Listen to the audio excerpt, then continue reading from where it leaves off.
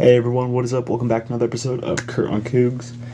A lot already happened this week. Also a big weekend coming up for BYU. So yeah, we're gonna go all over it, and we're gonna start by jumping right into baseball. They lost on Tuesday to UCLA, but yesterday beat Cal Northridge, and it was quite a game. Cougars hitting 10 runs, I believe the most they have since the early 90s. Maybe it was late 90s, I don't know. But 10 home runs in a game. They scored 19 runs, beating Cal Northridge. So, big win for the Batcats there. Meantime, softball. Earlier this week, they beat Washington, and they lost to Cal Northridge. So, still, though, really solid start to the season for them. And both the baseball and softball team off to pretty decent starts. Excited to see where they go from here. BYU men's volleyball is currently ranked number 6th in the country, moved up a spot, and this weekend they will be playing starting tonight against Barry University, which is a D2 school out of Miami Springs, Florida. And in my opinion, this should be an easy 2-game sweep, but should be some fun matches for the Cougars. It's actually fun. I was looking at Barry University's logo, and it's like a pirate parrot type deal, so kind of cool, kind of fun. I think really good chance the Cougars come out with 2 sweeps this week. And then of course, like I talked about earlier in the week, men's track tomorrow will be competing at a meet at Notre Dame, so that'll be exciting to see. Okay, now jumping into basketball. First of all, most exciting part of the week, BYU men's basketball knocks off the number 23 Jayhawks 91-57, and it was quite a game for the Cougars as they did a lot of things right. Just totally destroying the Jayhawks, tied for the worst loss ever in the Bill Self era, which extends all the way back to before I was born, 2003. So, it's been a while since a team has beaten Kansas like this. And, I guess since 21, that was when. But in this long period of time, it doesn't happen very often. So, huge, amazing win for the Cougs. Got to be up there with, 2020 versus Gonzaga and, 2011 versus San Diego State as one of the best games ever played by the Cougars in the Marriott Center. What they did to win this game, ultimately, they hit 14 three-pointers. They won the rebounding battle. They forced 15 turnovers while only giving up 10 of their own, which, considering the way this team has been with turnovers this season, is pretty solid. Converted those turnovers into points. And another big factor in this game, and in the first half, they were 100% on this. Of course, by the end of the game, it's pretty hard to stay at 100% assist rate, but they end the game with 24 of their 34 baskets being assisted on. Lots of really good passing, and they did a lot of things right in this game. Now, ultimately, did Kansas have a great game? No. But BYU playing very, very well. Took very good opportunity of the chances they had, and ultimately they win this one. Some big plays in this one. For one thing, right off the bat, I feel like you kind of know it's going to be a good night when Trevin Nell drains a 3-pointer to break 1,000 for the first score of the game.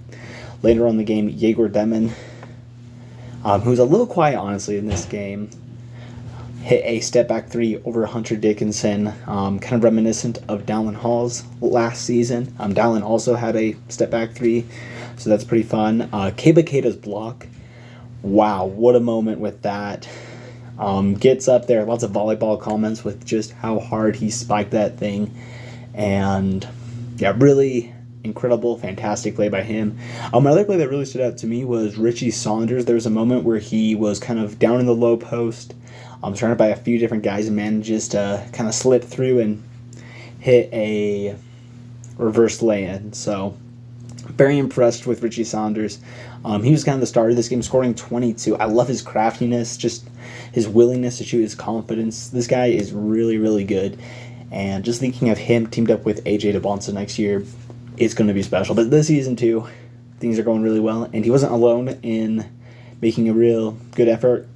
Trevin Nell continued to have a great game after hitting that First three went on to hit three more and ends the game with 15 points. So really impressed by Trevin's performance. Mawat Mag has 13, and overall just this year, Mawat Mag has been, in my opinion, kind of the X factor for this team. A guy that came in and looked like he was kind of just going to be a defensive specialist, but has really done a good job of doing whatever the Cougars need him to do.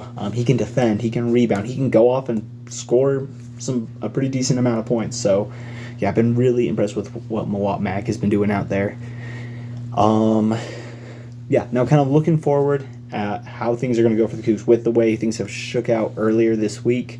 They're currently in 5th place. In my opinion, pretty solidly there. Most likely they end there, but of course they could move up or down. So first of all, if they want to move up, you would have to pass Iowa State, who currently has a 2-game lead on the Cougs. The good news for BYU, though, they will play against Iowa State. So, of course, you beat them, you get the tiebreaker, plus get 1 game closer. And so if the Cougars want to do that, in my opinion, most likely you have to go at least 4-1, with, of course, one of those wins being against Iowa State. And you would need Iowa State to... if the Cougars were to win out, they would just need to lose one, but most likely would need to lose both of Houston and Arizona. So I'm not saying it's impossible at all, but not super likely. Still somewhere in the realm of possibility the Cougars manage to move into the top 4, which would be really nice because in that case you get the double bye. Now moving on to teams that could pass BYU, you got Kansas, Baylor, and TCU all 1 game behind. Important to consider though that Kansas and Baylor are both teams that BYU has tiebreakers over, and so these teams have to get ahead of BYU. They can't just be tied. The tiebreaker would put the Cougars ahead in seeding, and so for BYU, quite honestly, if they can win 4 more games, they shouldn't really be at risk of being passed by any of these teams, and especially Kansas and Baylor. They got some tough games as you go towards the end of the season, with Kansas ending the season with 3 straight games against Texas Tech, Houston, and Arizona. So I don't see Kansas passing them. Baylor has games against TCU and Houston. So those are pretty tough as well. And that TCU game is at TCU.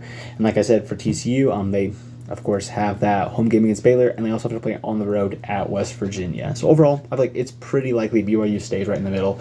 And of course, a win tomorrow puts you in a really good place where, at that point, I would say almost certainly you're not going to get passed, and you're also not going to, and you give yourself a pretty good shot to pass Iowa State in the end. So tomorrow will say a lot for what happens. Now, before I dive into previewing tomorrow's matchup, currently NCAA projections, Joe Lunardi has them on the 9 line, but they are listed as an 11, which seems a little weird. Kind of the explanation I've been seeing on X from a lot of different experts is saying that basically it's because of Sunday play. Cougars will not play on Sunday, and they're putting them in a Sunday bracket. It just doesn't work. And here's my opinion on that. I think it's totally fair. BYU should be moved down a line if they're getting this accommodation from the tournament not to have to play on Sunday. And so I agree with that. It makes sense. Of course, though, things can shake up. A lot of this is just which teams are in the 1s and 2 spots at this point. If that flips around, then the Cougars could be able to move up to more of a seed they deserve. I personally think it's a little extreme, though, to bring a team 2 seed lines down. At that point, I agree they should move down, but in my opinion, if you're going to do that, might as well just move them down a line and then change some things up. Like, for example, they made it work back in, 2021, when they said that they would have switched the day of the Sweet 16 game if BYU had advanced that far. So I think more could be done, but still a whole lot to happen. Situation could change, but yeah, currently on that 9 line, looking to probably be an 11 seed. Kind of what's on the line tomorrow? Of course, revenge game at Arizona. This would be a huge win. This would be a big deal if the Cougars are able to pull this one off. Arizona's been a really hot team as of late, and If they were to win this game, for one thing, this would, like I talked about earlier, this gives you more distance from those teams right behind you. Also probably puts them pretty solidly in the single-digit seed combo. In that case, you're probably also getting some votes in the AP polls with that blowout win over Kansas and then winning this one. You'd be there. And at that point, I'd say you're almost, not completely, but almost a lock for March Madness. And so, yeah, huge opportunity tomorrow. In my opinion, they lose. Not a whole lot changes. Of course, you're missing an opportunity, but this is not going to hurt your resume in any way. Yeah. So, for me, the deciding factors in this game, I'm going to say that they need to win on the boards. This was something they did not do very well at all in the first matchup, losing by 15. So in my opinion, win the battle on the boards. I think you should be in a good spot. So far this season, this team has not lost a game when they win the rebound battle. So that's my first one. Second one is just to be on the right place on both sides of the floor. I think this is something we saw them do very well against Kansas. On offense, spacing was really good. The passes were just able to flow, and they were able to find good quality shots. Well, on the meantime, on defense, they did a great job just being on guys, not giving up open shots. So, in my opinion, if BYU does the two things, they should win this game. My bold prediction is ultimately, I don't think that Arizona has a really good matchup to put on Yegor Demon, so I'm predicting he goes for 20 plus tomorrow. I know he was BYU's leading scorer last time they played against the Wildcats, so I think he does it again. And ultimately, BYU has a lot of momentum. Like I said, I think Yegor Demon has a really good opportunity in this one. But ultimately, I think they end up falling to the Wildcats. This one's on the road. Arizona is a really, really good team. They'll be up for this one. I think the Cougars keep it really close. I could see them pulling off the upset. But ultimately, I'm picking the Wildcats here. Jumping over to BYU women's basketball. On Wednesday, they suffered a tough loss to Arizona. Ultimately gave up 21 points in the second quarter. They were down, I think, about 19 at halftime. Ultimately fought back, made it a little closer later on, and lost by 8. So yeah, tough loss there. Ultimately, kind of just that slow start. You wonder, had they started faster, been a lot closer at halftime, maybe they are able to finish the comeback, win this one. And ultimately, one of the biggest differences in this game was from the free throw line.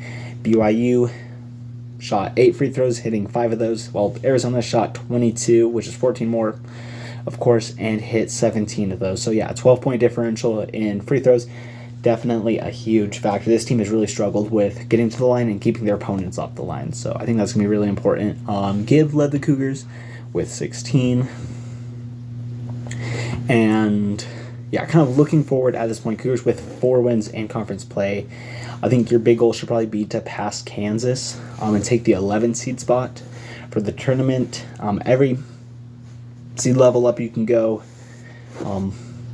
big deal, especially if you want to make a good run in the Big 12 tournament at the end of the year. So, yeah, like I said, I think all this comes down just to passing Kansas. Looking at Kansas's schedule up ahead, I think that BYU should be able to pull even with them going into the matchup next week. Since Kansas is playing 12th-ranked Kansas State, I think BYU has a pretty good shot tomorrow at home against Arizona, a team they already beat by double digits on the road. Yeah, so if that plays out the way I'm predicting, then in that case, they will be playing pretty much just for that 11 seed spot.